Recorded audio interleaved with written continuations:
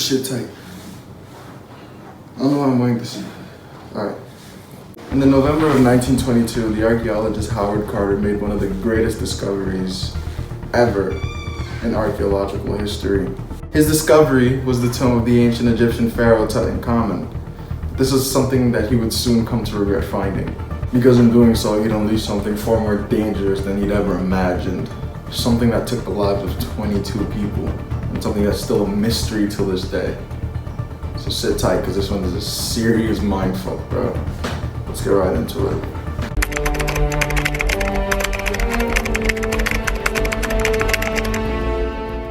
I suppose the story begins with the Egyptian ruler Akhenaton, who ruled from 1375 BC to 1360 BC. His subjects weren't the biggest fans of him because he only worshipped one god, and everybody else worshipped a myriad of gods, like hundreds maybe.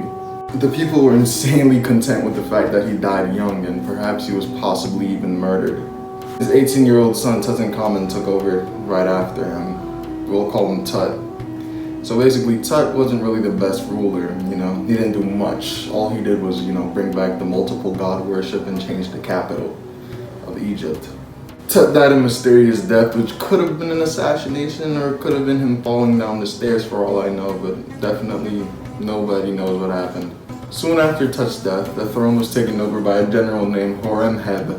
Let me just say, this guy was not a fan of Tut and his dad, bro. He wanted to destroy any trace of them from history. And so he chiseled their names off of all the hieroglyphics and destroyed the tombs of all of their associates, or the majority of their associates, that is. And yet there was one thing that he couldn't do, and that was destroy the tomb of Tutankhamun. Now, he obviously knew where the tomb was, right? Because, he's a pharaoh, he has all the information. And so there must have been something else stopping him from destroying the tomb of Tut. What was that? Wait, you'll see. We now move on to the 20th century. Joe Lindon Smith was a technical planner who worked on the excavations done in the Valley of Queens. He had been in Egypt with his wife and another archaeologist named Arthur Weigel.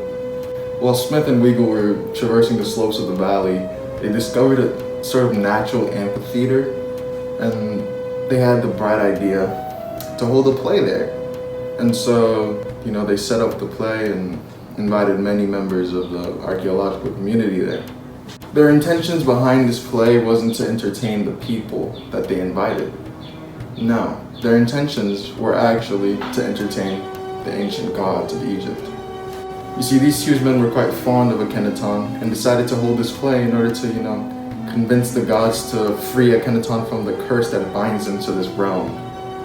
And so that was the reason behind this entire play. They were to hold the play on January 26, which was supposedly the day Akhenaton died thousands of years ago. During the dress rehearsal that took place 3 days before the actual event, members of the cast, including Smith's wife Karina, complained of immense pains. Karina complained of pain in her eyes, and the other member who complained was Hortense, who actually complained of having immense stomach cramps. Like, not period cramps, not just any period cramp, I'm talking. Of course, I don't know what period cramps feel like, but I'm telling you this is either close or much worse. When they went to sleep that night, both of them had the same dream. They were in the temple of Amun, who was the Egyptian deity who was said to be the king of the gods. They were standing in front of a statue of the god before it came to life and struck them with its flail, Karina in the eyes and Hortense in the stomach. The next day, Karina was in agony. She had contracted a severe case of trachoma. And not long after that, Hortense had to undergo a stomach surgery that nearly ended her life. And so, due to all this, the play was canceled.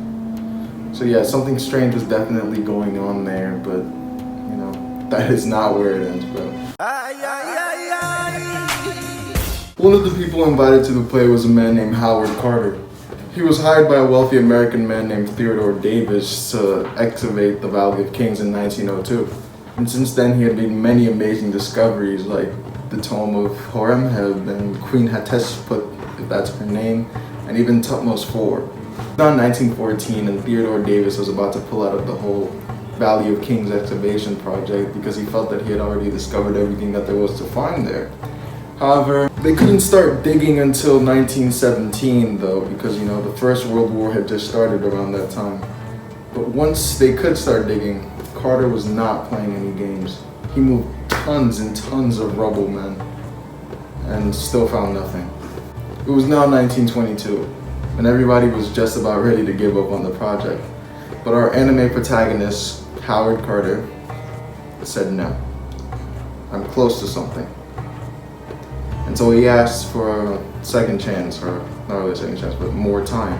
And on November 1st of 1922, Carter started a new dig. And only 3 days later, he made an incredible discovery.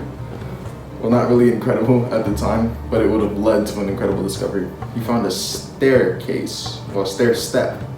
By the end of the day, they had already uncovered 12 steps, and then eventually they reached a sealed stone gate. Howard and Lord broke through the gate, and what they found is still to this day one of the greatest archaeological discoveries ever. They found the tomb of Tutankhamun. As they went on in the virtually untouched tomb, they encountered a second gate. Carter scraped the hole through the gate and could not believe his eyes.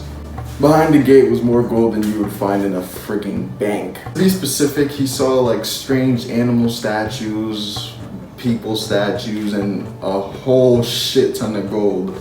But along with all that gold, when they entered the chamber, they found something that they wish they probably never found. They found a tablet with writing on it, and when they translated it, they got the following words. Death will slay with its wings whoever disturbs the peace of the Pharaoh. Cringe. Howard and Lord recorded the tablet and kept it hidden from everyone else because they didn't want to scare the workers away. And that was the beginning of the end. For those who died, at least. RIP. The tomb was open and many prestigious people were invited to see the opening. However, Lord Carnarvon was never able to see it because he fell sick 2 months later and passed away. The circumstances behind his death weren't that unusual, but still though. He had a fever which suggested he may have had a mosquito bite and died from malaria. But what's strange is that Carnarvon's dog, at the same time, on the same night that Carnarvon died, also passed away, according to his son at least. Carnarvon's death sprung a series of news articles titled The Curse of the Pharaohs, since, Carnarvon sold the story of the tomb to the news. And there were many more stories to come out in the following years. Arthur Mace, an archaeologist who worked on the unsealing of the tomb, fell into a coma after complaining of inexplicable exhaustion and then died. Jay Gould, son of the famous American financier Jay Gould, who went to Egypt after hearing of Carnarvon's death, died as well. He died of a fever. Wool, a British industrialist who visited the site, died of a fever as well. Even Carnarvon's wife died. She complained of an insect bite and passed away not too long after that. By the end of 1929, the number of people associated with the unsealing of the tomb that died was a whopping 22 people. Yikes. Carter himself became sick and feeble after excavating the tomb, and his associates complained that at times, he wasn't all there and that he wasn't able to think at times. Carter died at the age of 66 in the year 1939. So was this really a curse or just an insane coincidence? Well, according to a study carried out in 2002 by the British Medical Journal, the life expectancy of 44 Westerners who were in Egypt at the time of the unsealing of the tomb. Keep in mind that only Westerners were considered since native Egyptians weren't affected by the curse. The deaths of 25 men who were a part of Carter's team were compared to the deaths of people who were not involved at all. The study concluded that there was no relation at all between being in the tomb and, dying around that age. And so the tomb probably had nothing to do with it.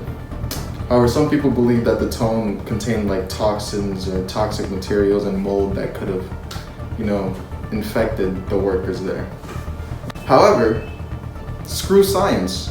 I'm here to tell you that curses are real, at least in my opinion. You see, this wasn't the only case of the curse of the Pharaohs. Other archaeological, ventures caused deaths as well. And it can't be some strange coincidence. And yet, right now, there really isn't much we can do to, prove the fact that it was black magic. And so it'll remain unsolved, at least to me.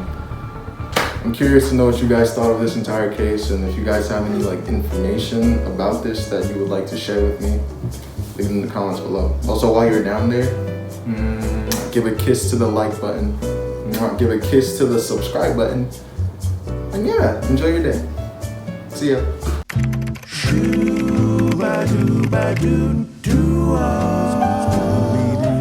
Parting is such sweet sorrow.